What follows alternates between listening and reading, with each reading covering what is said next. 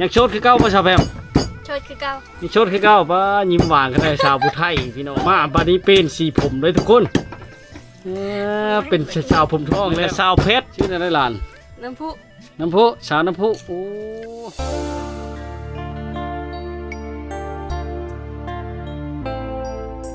ครับทักทายสบายดี FC ทุกคนนะวิดีโอนี้เฮากำลังเดินทางไปหน้าสาวแพมหรือหน้าสาวเพชรนะสองพี่น้องสองชาวโชดชาวผู้ไทยทางเมืองอัศพรทุกคนหนทางกับประมาณ6 กิโลเมตรเดินทางไปประมาณ8-9 โมงเช้าเนาะลาก3พี่น้องลาก3นะรถบ่คู่กันเนาะเลยไปนิดเดียวลุยเป็นลุยนี่แหละหนทางกะขนาดฝนพระนตกหลายได้นี่ยังชำนี้ถ้าฝนตกหลายก็บ่สามารถมาได้แล้วรู้จักบ่ได้ใช้ต้องจอดอยู่กลางทางย่างพี่น้องประมาณ3 กิโลย่างเนาะได้พี่น้องเอ้ยมาได้แต่เครื่องนึงรถจักรมอเตอร์ไซค์เนาะนี่แหละคือบรรยากาศหนทางการสัญจรไปหน้าสาวแพมสาวเพชรสาวงามบ้านป่าสาวผู้ไทยเมืองอัศพรเด้อพี่น้องเด้อชมบรรยากาศเขาเจ้าก็สิไปหาแนวไม้นะเฮานี่ก็ไปช้อนลูกเขตมาผสมทบกันเนาะแล้วก็ตำมะฮุ่งแน่มื้อนี้พี่น้องซื้อมะฮุ่งมาเนาะนี่แหละบรรยากาศในการเดินทางพี่น้องเอ้ยสองพี่น้องเนาะสาวลาวบ้านป่าชาวชนบทที่ห่างไกลซอกลีกเป็นชนเผ่าผู้ไทยเนาะได้ทางบ้านนั้นมาคือพี่น้องเอ้ยนี่แหละบรรยากาศในการเดินทางหรือว่าอย่างต่างๆเนาะเฮาก็จะได้ลุยแล้วอีกลุยเลยไปสองสาวโซนโอ้เจอทางยากบ่ได้ลงพี่น้องโอ้ทางยากคักยากหลายทางกันเลยอัด3รถปะคูเดียวนะพี่น้องนะรถปะคูเดียวเห็นแล้วผมโอ้ทนทางแนวทางรถไถชนลายกันในบ้านก็บ่ค่อยมีรถใหญ่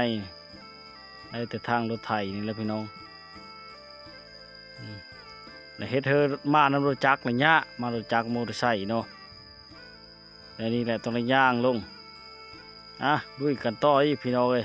หลังจากวิทย์แล้วก็ได้นอบนทางไปหน้าสาวเพชรสาวแพมหรือสาวเพชรเดินแล้วเขาเริ่มพูดพิษสูตรมันต้นหรือว่าสูตรยางพาราคนผู้ใดผู้มีได้กล่าวยางพารามาปุ๊บนี่แหละพี่น้องเลยหน้าสาวเพชรเขามีฮอดทางเริ่มยากเข้าไปน้ำมือได้พี่น้องถ้าฝนตกข้างโอ้ยมายากขนาดทางไปหน้าสาวเพชรนี่เพราะว่ามันไกลกว่ากิโลนะกว่ากิโลเมตรเพราะว่าทางเป็นทางดุทางเพื่อไปผู้หญิงยาแดงเพราะว่าทางมันก็ห้อมและอีกอย่างที่เห็นเลยเนาะนี่ก็แดดโชคดีที่ฝนบ่ตกคันฝนตกนี่ก็มื้ออาจจะได้ย่างมื้อพอแล้วเพราะว่าลาก3นี่บ่อยากรอดได้รถจากมอเตอร์ไซค์นี่พี่น้องเอ้ย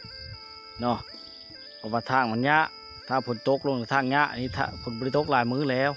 เฮ็ดเธอสะดวกสบายไปมาสะดวกสบายอยู่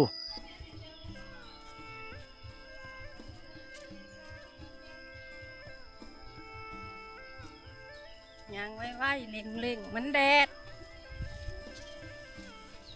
ห้องตี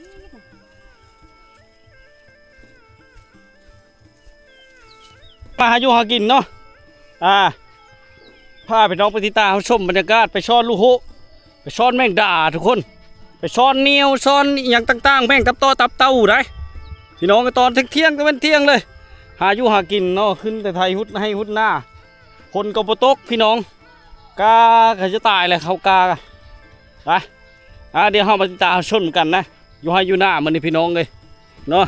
อากาศร้อนๆตอนเที่ยงแล้วโง่ควายเขาก็เริ่มขังเลยนะยอดเข้ากับมันบ่ไอหุดหน้ากำลังชิเลวทุกคนเขาไปเลยพี่น้องไปเลยพี่น้องเลย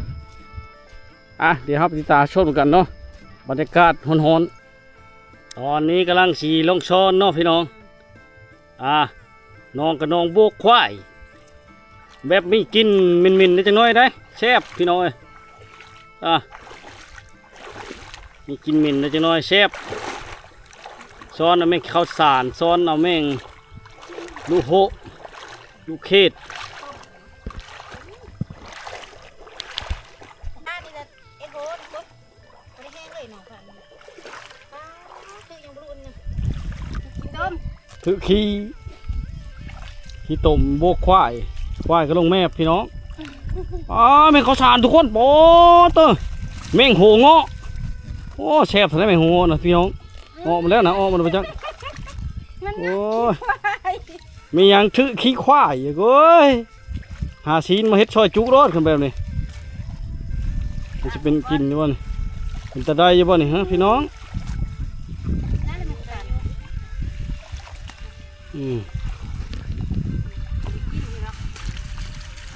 เลอะเอาเสียได้เนาะปนกับขี้ควายเลยเอ้ย จะเอาได้ไม่กันนะครับ จอนเขา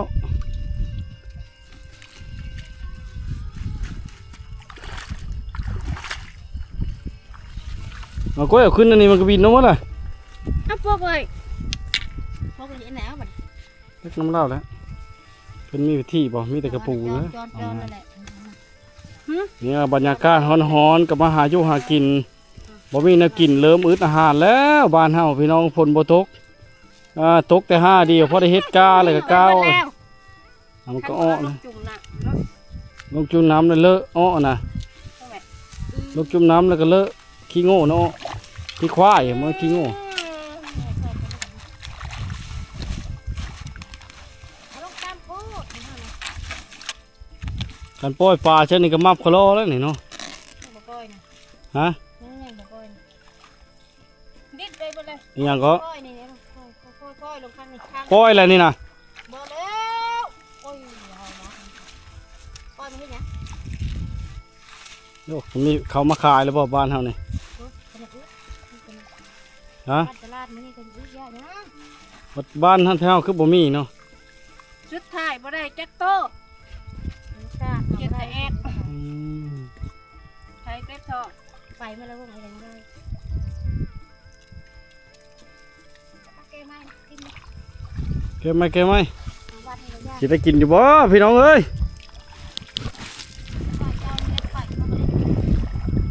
ว่าน้องเจ้าบ่อ้างคนยังบ่กิน มันบ่แซ่บน้องเฮามันแซ่บเจ้าบ่จักบ่แม่น้องเฮาน่ะมันแซ่บควายก็กินมาลงโน่นนะ ให้มันไปอยู่เบื้องนั่น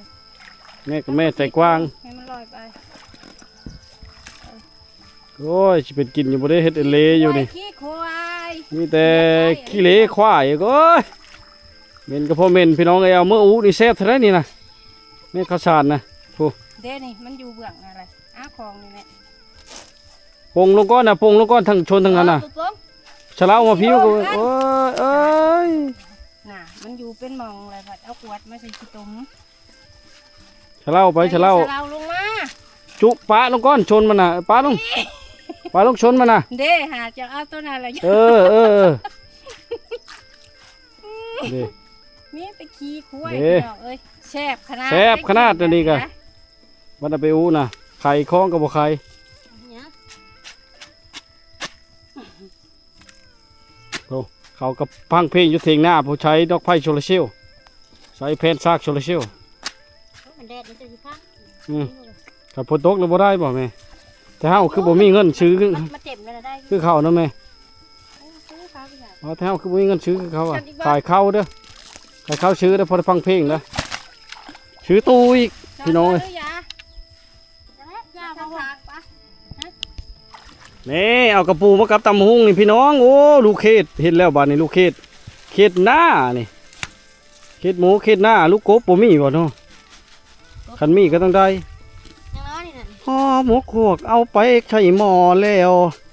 ก็เอามากินกับข้าวแล้วก็เหย้าใส่ผักยีตูโอ้ยแซ่บพี่น้องปลาแมงดาน่ะบินลงแล้วก็บ่ได้ใช่แมงดาพี่น้องมันแห้งแรงหลายปกตินี่จะมีแมงดาแล้วพี่น้องเอ้ยมีบ่แม่ปีนี้ก็ เขามาหามึงเขาโจ๊กว่าไงนี่นะ เนี่ยแล้ววันนี้ได้พอกินนะ พอเจ้าข้างในนี่นะเฮ้อเดี๋ยวได้คลิปไข่ค่ะบ่ได้เอาแม่มันใส่แซมกับอีกข้อนมานะ เอาแต่ไข่มัน เอาไปไข่มันคลิปไข่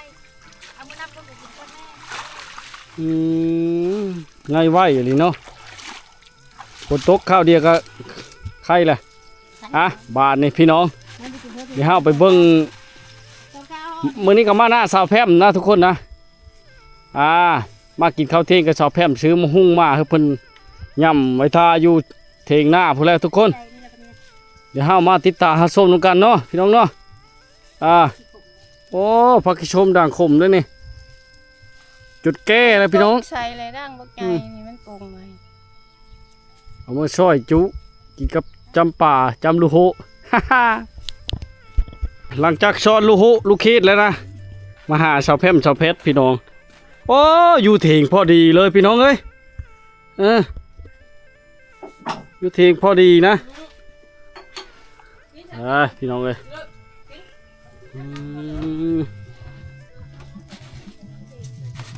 สวัสดีชาวเพชร สบายดี สวัสดีเฮ็ดฉันน่ะกินไข่ กินไข่ลูก บำรุงไข่เด้ชาวแพร่มชาวเพชรสวัสดีชาวแพร่มโอ้โถแห่งไข่หลายปานนี้เฮ็ดหยังสิพาเฮ็ดกินนี่ ตำหุ่ง โอ้ทำมะฮุ่งพี่น้องเกียมพักเรียบร้อยเอามาได้ชิเลอร์มะฮุ่งนะ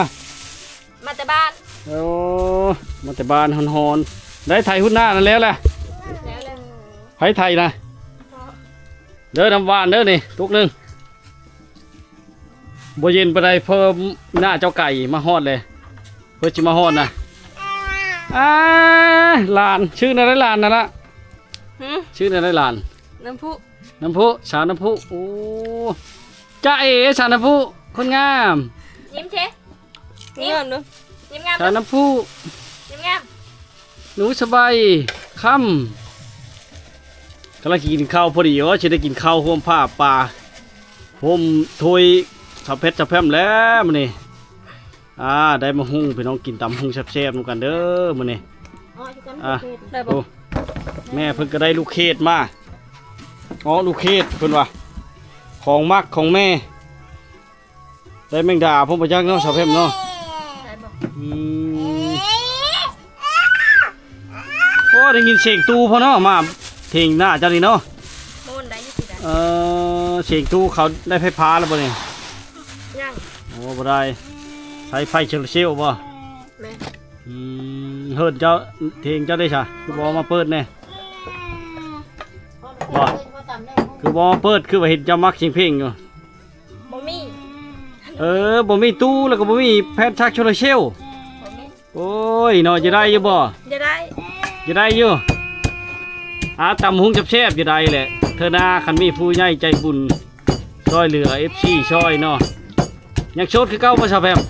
โชดคือเก่า ยังโชดคือเก่าป้ายิ้มหวานกันได้ชาวผู้ไทยพี่น้อง โลละบ่อยนะ ทางบรรดามาเกิดมึงอัดซัพพอร์ตสาวแพมคนงามมาบัดนี้เป็นสีผมเลยทุกคนเป็นชาวผมทองแล้วจากชาวผมดำมาเป็นชาวผมทองเลยย้อมแต่เฮิงบ่ได้นี่ ยอมแต่สงกราร โอ้สงกรานต์โอ้อายกับบริมาทัดมายามแต่หึงเลยมาไทยทำให้FCเบิ้งนี่แหละพี่น้องเอ้ยฐานะยังโสดเนาะอายุนี่มันจักปีแหละเช้าบ่ เช้า ปีแล้ว21ปีสิเข้าเลยเนาะ แม่น โอ้ยังโสดอยู่เลยพี่น้องชาวผู้ไทยนี่18ปีขึ้นไปได้เขาจึงจ้างครอบครัวชนหลายได้ เอาละบ่นึงบ่นึง มันนี่ก็ซองสาวโสดนี่สาวเพิ่มแล้วก็สาวเพชร อัน ยิ้มหวานสาวเพชรก็ได้ลูกสาวลาอีเม เอานั้นโลบ่นึงนะโล ได้ลายบ่เบิ่งนะโอเคนะ บ่เบิ่งมืดเอาลูกเลยแม่ถอ โอ้ ดใส่กระถาง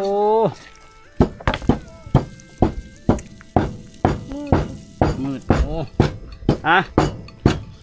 ทอกอะมันมีแมงขสานชุดลาต้องใช้น้ำไปโอ้ชิตามมันมาหุ้งหรือเปล่าน่ะ ทำมา คกเนื้อกับบ่มีช้ำ บ่มีมีแต่ โอ้ยเนาะลีลาคำแพงเลยมีแต่แนวบออุดมสมบูรณ์นี่แหละ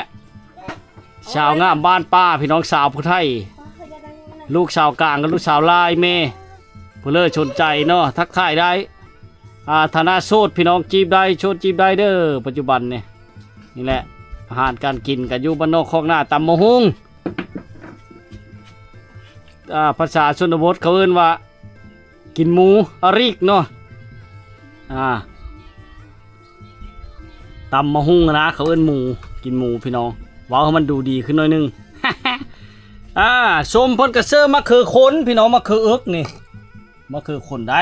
สาวแพมไส้นี่แบบบานๆเก็บมาแต่เก็บทางมาบ่ เก็บมาแต่ตอนไปหาหน่อไม้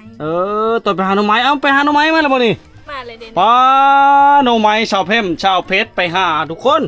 มีแต่โดงข้าวอุ้ยเนาะเอามาต้มด้วยลาเด้อไปตาแซ่บเลยเนาะเด้อได้มากิโลพร้อมพี่น้องไตย่าๆอยู่พี่น้องเอ้ย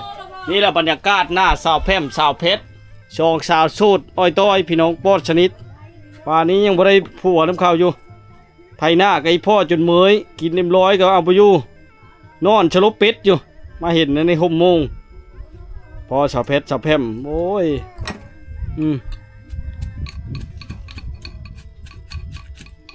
นี่แหละสาวงามบ้านป้าพี่น้องเอ้ยบ่ค่อยได้มาทักทายหึงๆจังได้มาเทื่อนึงโดนๆจังได้มาเทื่อนึงเนาะบัดย่านดำหน้าได้สิมาทักทายไหมสาวแพมสาวเพชรเอ้ยได้โอกาสมาดำหน้าผู้บ่าวมาดำหน้าซอยเด้อจากทางใดเลยสิมาดำซอยเนาะ จากชิมีน้ำข้าวหรือบ่เบิ่งเชียงงามไปลอยไปก้อยน้องไปลอยพี่น้องเอ้ยไปลอยบ่หาผู้บ่าว โลดูแม่งเขาชานนะเพชร มาจีบก็บ่มีปลาเดะเนาะซื้อมาจากตลาดปลาเดะต่ำอันนี้นะปลาเดะยังนี่นะปลาเดะตัวนี้บ่ใช่บ่ ประเดชม ปลาเดะชมมันมาได้ใช่ปลาเดะชมนี่พะ อีเมด อีเมเฮ็ดรับได้เปล่าเชื่อน่ะ ต้น ปลาที่ต้นบ่เชฟซะมันปลาเดะปรุงเขาซื้อมาเนาะเวลาตำเลยต้องใช้นั่นคันแกงหน่อไม้เด้อซะ เด็กหน่อไม้อันนี้ ซื้อปลาเดะชมนั่นแกงหน่อไม้น่ะคันปลาเดะตำเลยต้องซื้อมาแต่ตลาดเนาะสาวแพมสาวเพชรบ่ได้เอ็ดโชว์บ่คิดบ่ปีนี้ บ่ประเดช บ่ได้เอ็ดบ่มีผู้ขุดเธอบ่หรือเป็นอะไร บ่มีผู้คุดผลมาให้ เครื่องปรุงมะฮุ่งท่าอะไรกับบัดนี้มาชมบรรยากาศสาวแพมและก็สาวเพชรสอง บ่ สาว นั่นก็ได้บ่ใช่ก็ได้ มากินหยังสาวเพชรนี่แพม เอาลูกเฮ็ด อ๋อลูกเขตลูกเขตเคยกินบ่สิเจ้านะสิเจ้าน่ะเคยกินบ่ เคย เคยกินประจำแล้วเนาะอาหารหลักอาหารตามฤดูกาลมดยามแล้วก็บ่ได้กินเนาะแม่เพิ่นได้ไปช้อนนี่พี่น้องเอ้ยเพิ่นนำหากมาแต่หาหน่อไม้บางเรื่องนี่มาบ่เห็นเขาเจ้าเลยพอดีเห็น เราว่าฮอนจะมี เขาเจ้าไปช้อนแม่นความตักแล้วก็ฮ้อนๆชั่วนี้ก่อนน่ะโลกหมดน่ะกระปูน่ะพอดีไว้กับตำหุงนั่นล่ะ นี่ สิเจ้าบ่ได้ฮ้อนบ่สิเจ้าสองคนนี่ป้าใส่ชุดโอบขนาดพี่น้องผู้สาวนี่แหละผู้ ได้ สาว แม่งนี่พร้อมได้ โอ้แม่งยันน่ะนางแมงตูดโอ้แมงจันเยอะพี่น้องแมงจันใหญ่เคยกินบ่ชาวแพม เคยกินไปหาดูอยู่ แมงอีน้อยแมงจันน้อยบ่มีบ่แถวนี้ มี แถวใดมันห้องอ่ะ จะเดินทางไป ไปเอากลางคืนเคยไปการบ่ บ่เคยจังเลย ใส่ดู เพาะซะเลยโอ้ยแบบบดเดียวโลด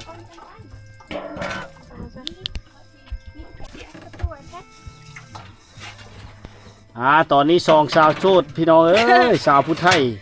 เมืองอัศพรเด้อพี่น้องสาวผู้ไทยบ้านน้ำมะเกือหรือบ้านหน้าเซนน้ำมาบ้านมื้อนี้ก็ได้โอกาสมาติดตามพับส้มสาวแพมสาวเพชรมาวันเกิดทุกคน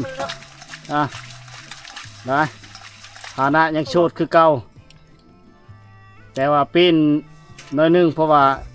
สาวแพมย้อมผมแต่สงกรานต์ปีนสีผมน้อยนึงแต่บ่ได้มาอัปเดตทางก่อนนะยังโชคดีมื้อนี้ก็มาที่ช่องสาวนี่ยังโสดอยู่ทุกคนนะยังบ่ทันได้ชูได้เฟ้นคือว่าอะไรมากก็บ่ค่อยได้เห็นผู้บ่าวผู้แพ้มาล้มเลยนะอยู่ในชนบทแบบนี้แหละบ่ค่อยได้มีผู้มาล้มเขามีป้ามันเลย เอาว่าแล้วชาวผู้ไทยนั่นน่าน่ะโผล่เด้อพี่น้อง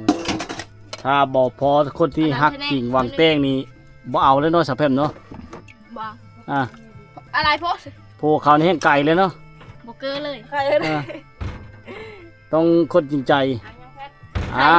เอาไปตาชนการบ้านนี่สิได้อ้อเลยเสื้อไปนั่งตู้โฮชิเคอร์เลยพี่น้องเอ้ย นะแม่ ส้มใบมะขามเลยหลังจากเข้ามาแล้วก็เชื่อโฮชิเคอร์เนาะค่ะเชื่อยังได้สะเพชรเชื่อยังได้ปรุงแนวกินนะเกลือไปนู่พ่ออืมพี่ช่างก็มาพี่ช่างก็ ฮะ มาพี่ช่างเจ้าอ่ะ มาเพชร อืม เกลือ เพ เป็น ชร โน่ใช้เป็นโน่นะบ่ อืมแมงโตดก็เชื่อเลยมันน้อยเน้องโบราณ 3ตัวนึง เธอ ได้ นี่นะบรรยากาศพี่น้องไอ้ผู้สาวแพมหิวข้าวแห้งแล้วมาแต่หาหน่อไม้เต็มกระต้าพี่น้องเลยจนลักต้มไข่พ่อกินนี่นะไข่ไก่พ่อนี่นะปอไข่ไก่แบบลักษณะไข่ไก่ป้าเนาะน้อยๆเนาะลืมประมือนิดนึงพี่น้ ผู้ อง ดีห่างนึง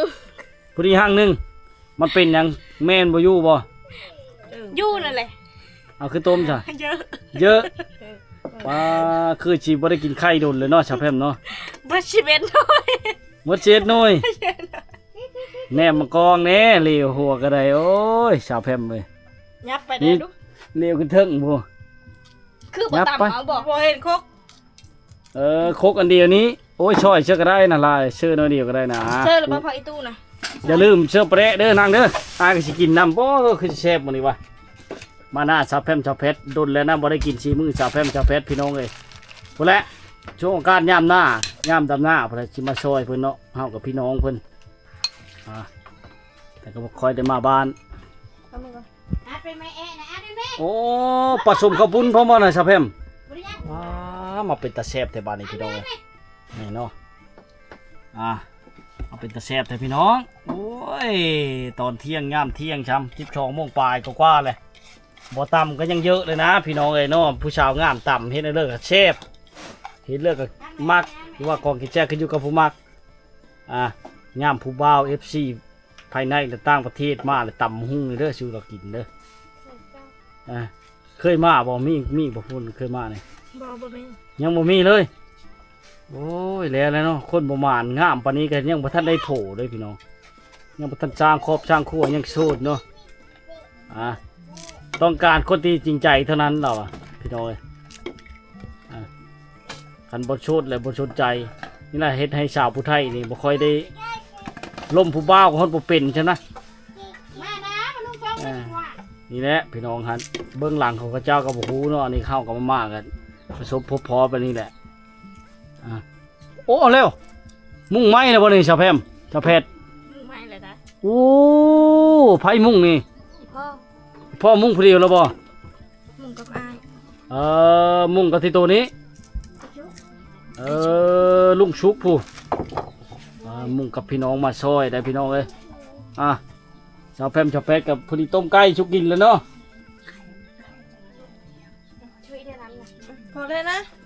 น้ำได้ไปแล้วมัน ไม่น้ำปลาตัวตัวนี้ นี่แหละบรรยากาศพี่น้องเลยเนาะตอนนี้ได้กินข้าวแล้วพี่น้องเนาะ ตอนนี้กำลังเอ็ดกินสาวแพมที่มือสาวแพมสาวเพชรดูเอ็ดชูแม่ใหญ่เพิ่นกินนะ เพราะว่าแม่ใหญ่เพิ่นข้าวหลาน นี่แหละบรรยากาศพี่น้องลูกเอ้ยเพิ่นตอนนี้อันลูกผู้ใดก็ลูกสาวแหวนนี่เนาะ เพิ่นไปเฮ็ดงานอยู่ไสเด้น่ะเมืองไทยพุ่นเราไปเฮ็ดงานอยู่ไทยพุ่นเอาเงินคาร์บคาร์บัตได้ชาวมาได้ใช่ชา ยามัน เวลา พี่ข้าว ขายข้าวโอ้บุกบืนสาวแพมทั้งแก้ทั้งเงินทั้งแก้ทั้งเงินเข้าเป็นอย่างละทั้งเกี้ยวทั้งปั้นนั่นแล้วละขายเงินเด็ดบัตรเธอไปไทยบ่ แม่ ลาได้บ่ได้ไปบ่เป็นอะไรจะบ่ขึ้นจะไปบ่คือจะไปโยบ่มีผู้เลี้ยงแม่บ่มีบัตรพี่น้อยเนาะช่วงหนึงกับ FC คนไทยเนาะนี่ก็ตัวนะอยากให้ลาวนี่ไปแบบถ้าไปแล้วแต่งเอาเลยว่าฉันคนบ่ได้ล่มกันพี่น้องเอ้ย FC เนาะทักทายมาว่าอยากได้ชาวแพมนี่ ไปเป็นคู่ครองบ่ทันได้ล่มกันจังดีพี่น้องเอ้ยจักเขาสิเอาไปขายจักเขาสิตัวสิหยังเนาะไผสิกาอันนี้ก็อยากให้ฮักด้วยจริงใจเนาะล่มกันข้างแน่ช่วยได้ช่วยเหลือเกื้อกูลกันในนี้เงินพอกีบหนึงก็บ่เคยได้ล่มกันเล็กๆน้อยๆพัดอยากให้สาวแพร่มนี่ไป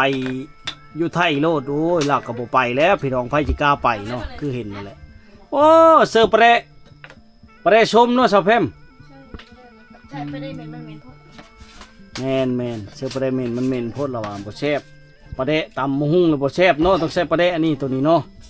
โอ้นี่ล่ะบรรยากาศจังได้กินข้าวนำกันนะพี่น้องแซ่บๆเด้อพี่น้องเด้อบรรยากาศอยู่ให้อยู่หน้าสาวแพร่มสาวเพชร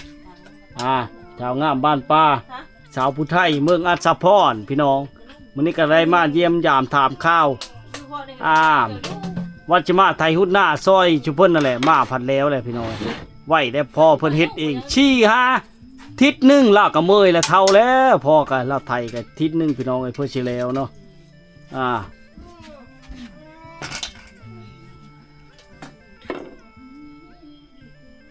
ผู้และบัดอันฮอดยามปล่อยป่าพุ่นเลยชาวแพร่มไปสิพาเงินมาจาก200,000เด้อชาวแพร่มเด้อปล่อยป่าเพราะว่ายามนั้นพอได้มากินน้ำนะ เด้อชาวแพร่มเด้อไว้ชื่อลูกป่าลงปล่อยพอได้มาตึกน้ำชาวแพร่มยามนั้นพี่น้องเอ้ยพอได้กินได้กันเราบอกโผปะเราโผปะกับป้าเลยแล้วเงินดำ200,000เนาะใจใหญ่ได้เห็นผู้ชาวคนงามพี่น้องเอ้ยสุกแล้ววันนี้ลูกโคลูกเคสกับพี่น้องเนาะปลาไก่กับไข่อยู่ในเจทีนี่ลูดจากพ่อแล้วชาวเพชรอย่างต้มตลอดเนี่ยมาฮอดแหละมาหน้าอะไรรักต้มไข่ไก่พ่อกินเอาโปรแมนตัวนี้พี่น้องตัวมันตูนหั่งไปแล้วมันไปไข่อยู่บนอื่นเนาะที่เรามาเนี่ยบรรยากาศเด็ดพี่น้องเอ้ยพี่น้องเอ้ยเนาะจะแซ่บแท้ชาวเพชรเนาะตำผสมข้าวปุ้นพี่น้องเอ้ย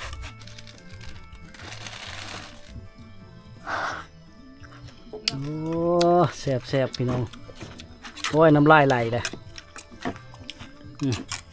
นี่ละบรรยากาศอยู่ให้อยู่หน้าฮ้อนๆได้พี่น้องเอ้ยนี่พี่น้องอาหารทำสุกแล้วอาหารทำไข่แกงกระปูชื่อแมงข้าวซอกข้าวสารพักแมงเก็ดเต้าแมงดาน้อยนี่พี่น้องแมงข้าวสารแมงจิ้งรีดแมงโหเงาะลายแมงนะลักๆนี่ตัวนี้แหละไข่นี่แหละเสร็จโอ้ปุ๊บมาชาวแพร่มชาวเพชรเฮาเลยพี่น้องเฮาแล้วมันจะขายลิ้นได้ขายจะได้เวได้ยังไง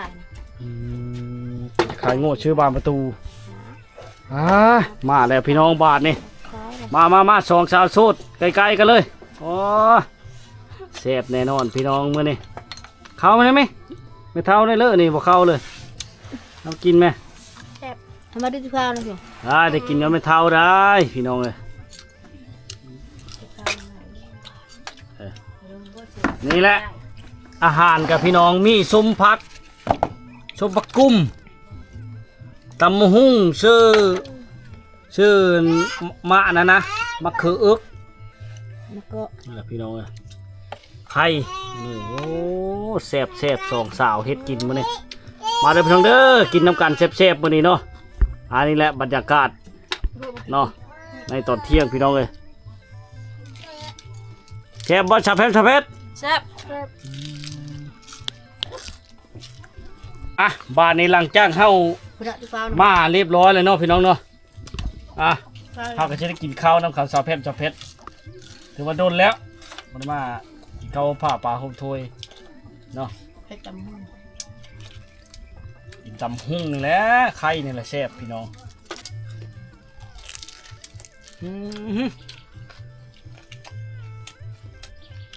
แซ่บเลยที่มือชาเพชรนี่